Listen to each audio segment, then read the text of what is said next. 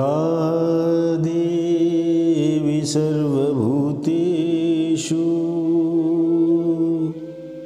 शक्तिरूपेण संस्थिता नमस्तस्यै नमस्तस्यै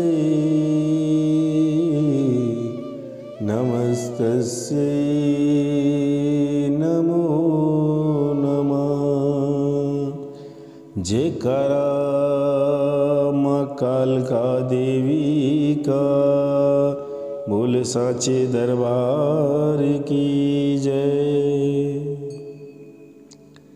जय माता दी दोस्तों। माँ दुर्गा का कालरात्रि स्वरूप जिसका आज हम विवेचन करेंगे, माँ दुर्गा के छठे स्वरूप माँ कालरात्रि की पावन कथा का श्रवण करेंगे, उनके बारे में कुछ जानने की कोशिश करेंगे ताकि हम और हमारा धर्म बलवंत हो सके, हमारे बच्चे शिष्टाचारित हों, संस्कारी हों, सनातनी हों। दोस्तों, माँ दुर्गा के कुल 9 रूप हैं। इस चैत्र नवरात्रि में 2023 मार्च 27 तारीख को छठी नवरात्रि अर्थात कात्यायनी देवी का दिन था और आज 28 तारीख को आदिशक्ति माँ भगवती के 7वें स्वरूप कालरात्रि माता का दिन है। आइए हम अपना पूरा आज का दिन, आज का एक एक पल अपने मन के भाव, अपने मन के सद्गुण, अपने मन के विकार, जो कुछ है सब माता का दिया हुआ है, तो उस माँ भगवती के चरणों में अर्पित करते हैं, समर्पित करते हैं और शुरुआत करते हैं उनके चरणों से अपने दिन की आज। दोस्तों, माँ दुर्गा के कुल 9 रूप हैं जिनकी पूजा नवरात्रि के 9 दिनों के दौरान अलग अलग दिन की जाती है, जैसे शैलपुत्री, ब्रह्मचारिणी, चंद्रघंटा, कुष्मांडा, स्कंद माता, कात्यायनी, कालरात्रि, महागौरी और सिद्धिदात्री। माँ कालरात्रि भी इन्हीं में से एक है जिनकी पूजा नवरात्रि के 7वें दिन की जाती है, जिसे महासप्तमी भी कहा गया है। माँ दुर्गा ने ये अवतार बुराई का नाश करने हेतु लिया था। उन्होंने ये अवतार धारण कर शुंभ, निशुंभ और रक्तबीज जैसे दानवों का वध किया था। माँ दुर्गा के इस रूप को सबसे शक्तिशाली माना गया है। इनके शरीर का रंग घने अंधेरे की भांति बिल्कुल काला है और माता के अत्यंत लंबे केश खुले और बिखरे हैं। माँ कालरात्रि के गले में विद्युत की तरह चमकने वाली नरमुंडों की माला सुशोभित है। 4 भुजाओं वाली कालरात्रि देवी गधे पर मंडित रहती हैं। इनके बाएं हाथ में लोहे की कांटेदार अस्त्र अलंकृत हैं और दूसरे में एक तलवार है, जबकि माँ कालरात्रि के दाएं हाथ में हमेशा ऊपर की तरफ उठा रहा, जो लोगों को सदैव अपने आशीर्वाद से कृतार्थ करता है। उनका निचला हाथ भक्तों को आश्वासन देने के लिए है कि वह माता के संरक्षण में भय युक्त जीवन गुजारें। माता को गुड़ का भोग अति पसंद है और उन्हें लाल रंग के वस्त्र और रात रानी के फूल भी अत्यंत प्रिय हैं। दोस्तों, एक बार की बात है, दैत्य शुंभ, निशुंभ और रक्तबीज ने अपना आतंक तीनों लोकों में फैलाना शुरू कर दिया था। उस वक्त सभी देवगण भगवान शिव के पास गए। जब भगवान शिव ने सभी देवताओं को चिंतित देखा तो उनसे उनकी चिंता का कारण पूछा। तब सभी देवता हाथ जोड़कर खड़े हो गए और शिव शंकर से बोले कि हे भोलेनाथ, शंभ, निशुंभ और रक्त बीज नामक दानवों ने अपने उत्पात से हम सभी को परेशान कर रखा है। कृपया कर हमारी मदद करें, अन्यथा एक भी देवतागण इस संसार में बचेगा ना। यह सुनते ही भोलेनाथ ने अपने समीप बैठी माता पार्वती की ओर देखा और उनसे उन दानवों का वध करने की प्रार्थना की। भगवान शंकर की विनती सुनकर देवी पार्वती ने उनके सामने नतमस्तक होकर उनका आशीर्वाद लिया और वहां से जाने की आज्ञा मांगी और दानवों का वध करने के लिए निकल पड़ी। माता पार्वती ने दानवों का वध करने के लिए माँ दुर्गा का रूप धारण किया। इस रूप में वह सिंह पर सवार करती हुई अति मनमोहक और शक्तिशाली प्रतीत हो रही थी। माता को देख सभी राक्षस अचंभित हो गए।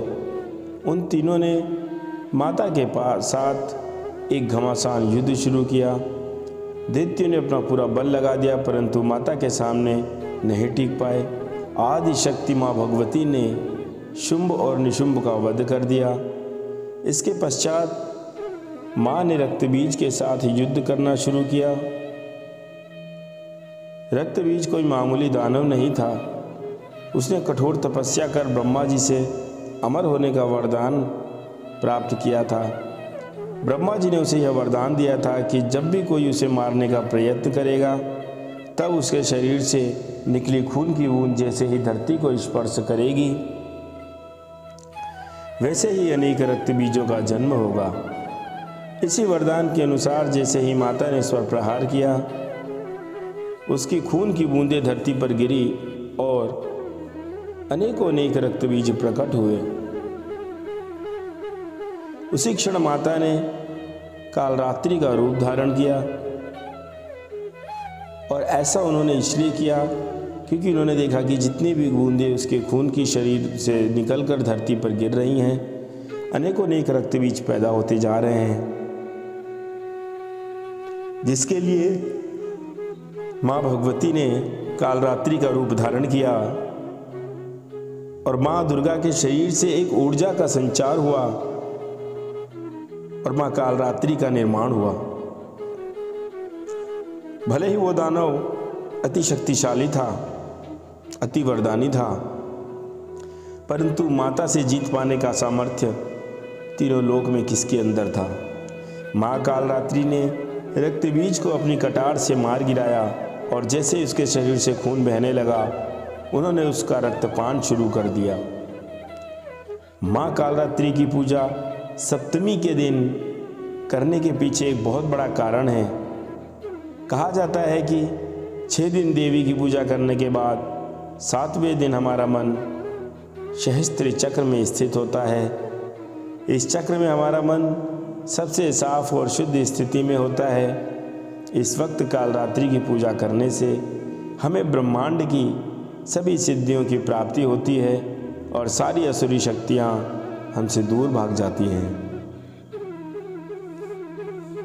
माँ कालरात्रि की आराधना जो हम अपने घरों में करते हैं, उसमें माँ कालरात्रि के मंत्र का आवाहन हमें जरूर करना चाहिए, जिसके जाप से सारी मनोकामनाएं पूर्ण होती हैं।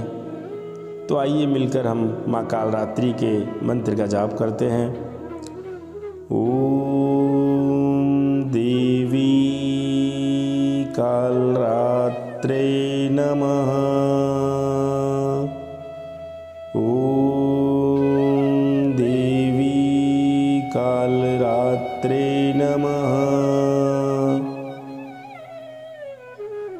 देवी दुर्गा का यह कालरात्रि स्वरूप शुभ फल देता है, इसलिए इन्हें माँ शुंभकरी भी कहा जाता है।